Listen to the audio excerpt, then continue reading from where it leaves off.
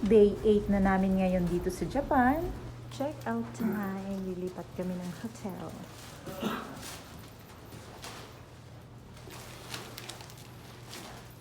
I feel the feeling of I want to vomit, you know.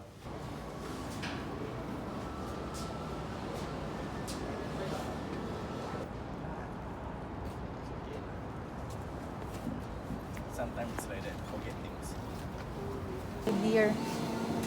My dear Yuna Jean. We wait them outside. Kamukha ni Miles Ruby. Nakita mo? 저기서 내리는 건가? 근데 그 다음 Ayun na nga, iniwan muna namin yung mga gamit namin sa hotel para naman kami ay makapagpasyal-pasyal muna. So, slight na pasyal lang ang gagawin namin sa araw na to.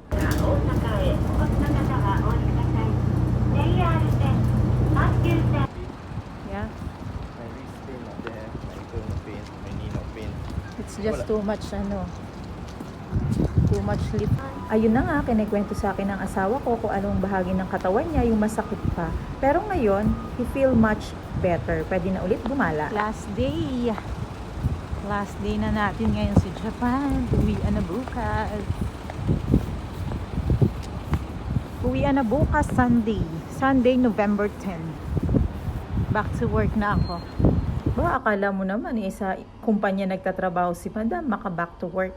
So ito, napaka-amazing talaga nang makikita mo sa lugar na to.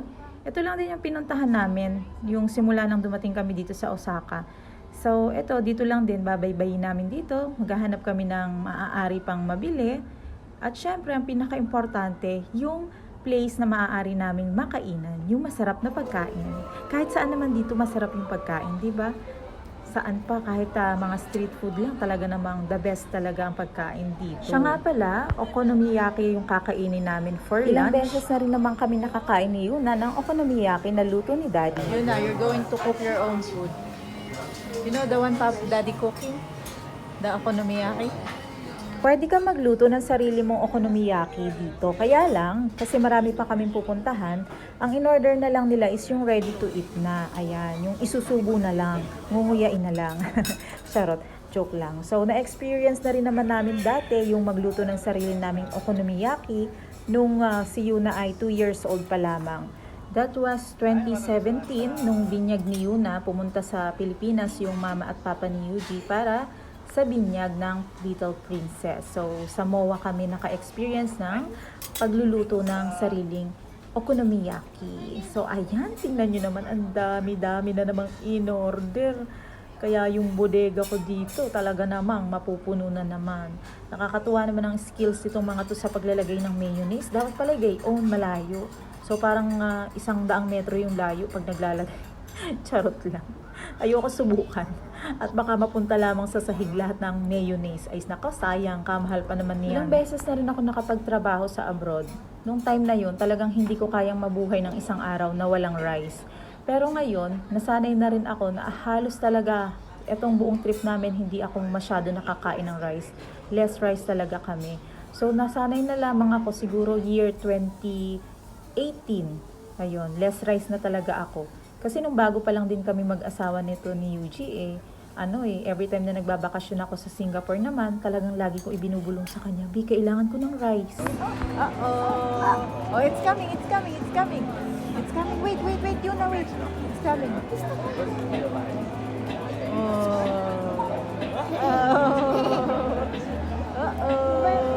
Bon. No, it's coming. No. Lalapit yan, baby. Lalapit.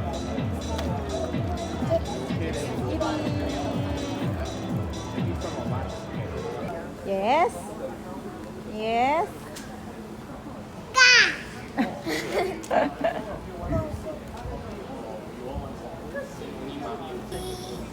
Oh. Round and round. Come. Dito tayo, behind. Come, this way. Wait, okay, now then say cheese. Cheese. Don't press anymore. Say, Yuna, cheese. Okay. Yuna, cheese. Okay. Uncle, cheese. Okay. Mimi, cheese.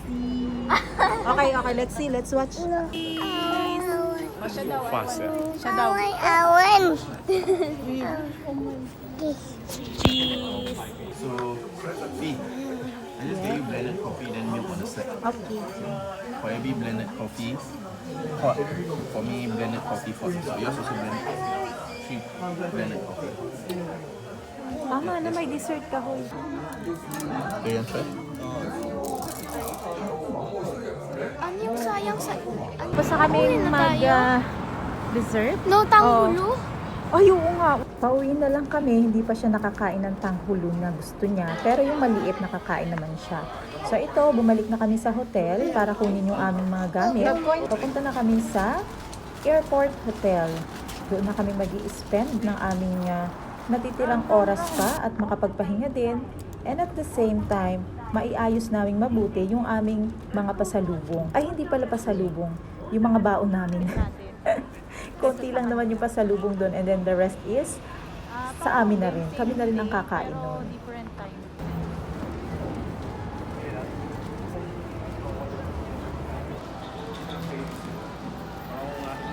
Ganun lang hawak ko. Bakit? Ano? Change?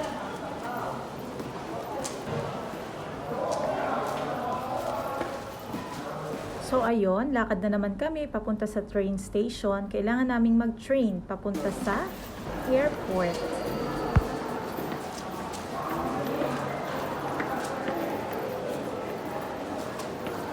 Yeah. Oh, really? Got see the difference? Interviewin natin tong little madam na to. Ang dami niyang kinain na masasarap na pagkain. Eh paano yan yun pag uwi na naman natin ng Lopez sa Pilipinas? Anong kakainin mo? Ha? Sa school, no ba in tanghulo? No ba? Sa bahay, sa bahay. Itlog at kamatis, tas fried chicken, Sa kakangkong. kangkong. Kata si Megan din follow t-shirt. Everyone say t-shirt. All say t-shirt.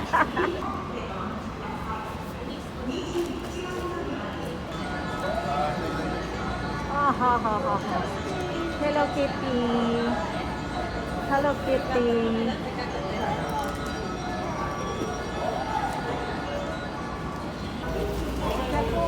You know watch your step.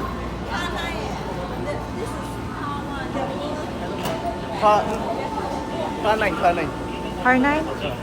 Left? Nice here, nice here, nice here. Here? Nice here, yeah. Aray ko. sorry. Mahal ang pamasahe dito sa train na to, pero ito yung pinili ng lolo ni Yuna para ma-experience namin na makasakay dito sa Hello Kitty train. So, something special. Hello Kitty. So, ayan, komportable kami nakaupo dito. Hindi katulad ng unang pagsakay namin sa train na talaga namang punuan at nakatayo. Pagod na pagod at ngalay na ngalay kaming lahat. So, eto mas magandang view. Nakikita pa namin yung mga nadadaanan namin dahil hindi siya natatakpan ng mga tao. Wow! Wow! Wow! So, eto, meron ditong little inspector. Little inspector. Ayan, yung cousin ni Yuna, si Mika. Finally, nasa airport na kami.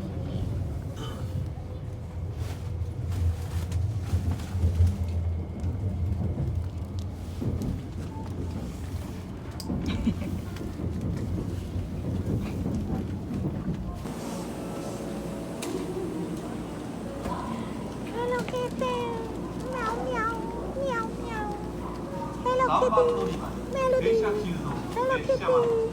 Melody! So, ano?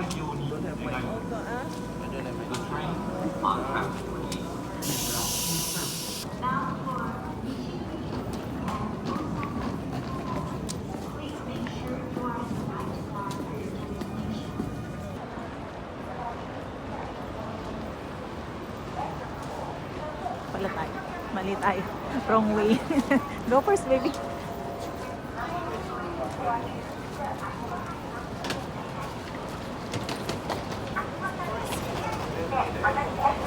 Sa mga gustong mag-tour sa Japan, ang maipapayo ko lang po sa inyo, magdala po kayo ng extra pair of paa. Magdala kayo ng extra paa kasi talaga namang mapapagod ng gusto yung mga paa ninyo. As in talaga, ma-overused and abused. Charot. Mag-check-in kami dito sa airport, dito sa hotel. Hotel dito sa airport. Baliktad pala.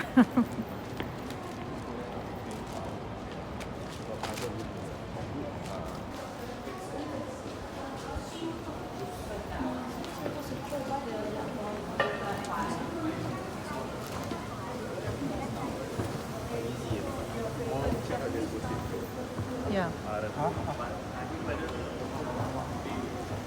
Ara.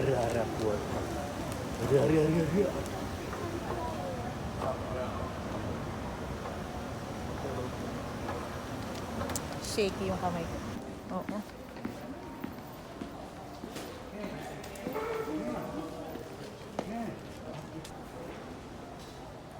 Okay na, nakapag-check-in na. Didiretso na kami ngayon sa aming mga rooms. Go, go, go. Yun na. Follow daddy. Ay, follow daddy nga. Talaga ito. Thank you, God.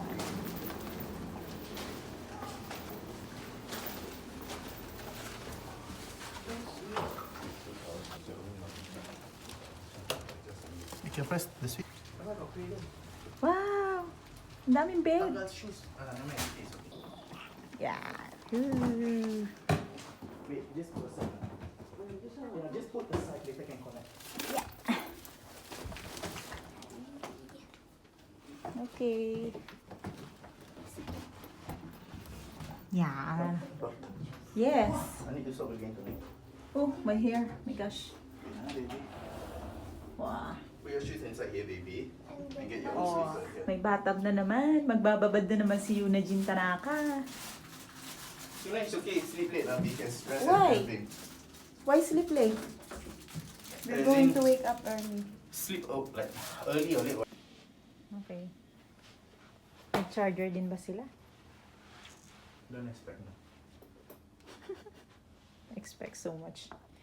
Madam? Madam? End of story. Well, this one confirm sarap yung tulog. Oo nga eh. Oh, kasi hindi tayo masikip. Dapat ganito yung hotel natin dun. Mahal kasi, no? This one mahal. Mas mahal to? One night $200. Oh my gosh. Oh my gosh. Oh my gosh. Yun na. Kaya dapat matulog tayo ng 10 hours. Joke. Crazy. Ito nagpamahal dito eh, yung crib. Tingnan natin yung nasa labas. Kung maganda ba yung ating view dito. First time I enjoy nice hotel. Oh, balcony. Oh, really? Is that balcony? Wala. Hindi. Di sana may ano dito.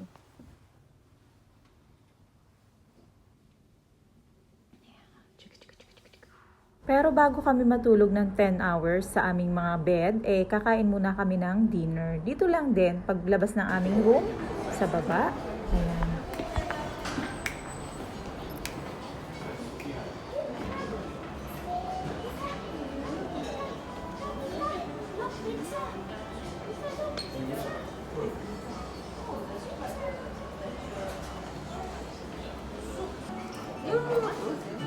Wow, giveaway. Wow. Galing. Nice.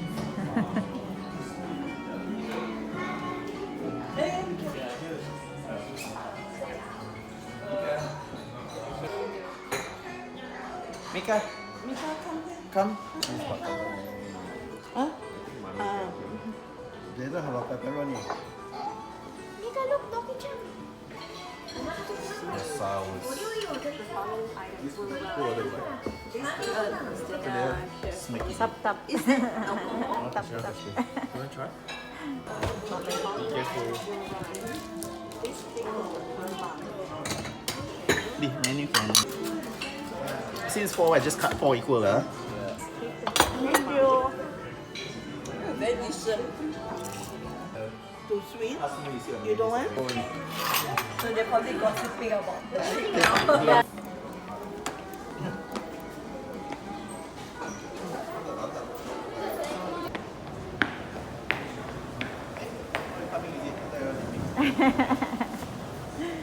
Yes, I'm coming.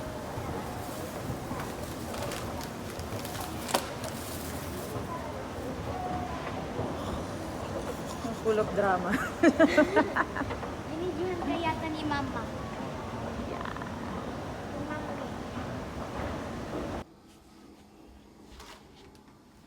Packing time. Dami-dami.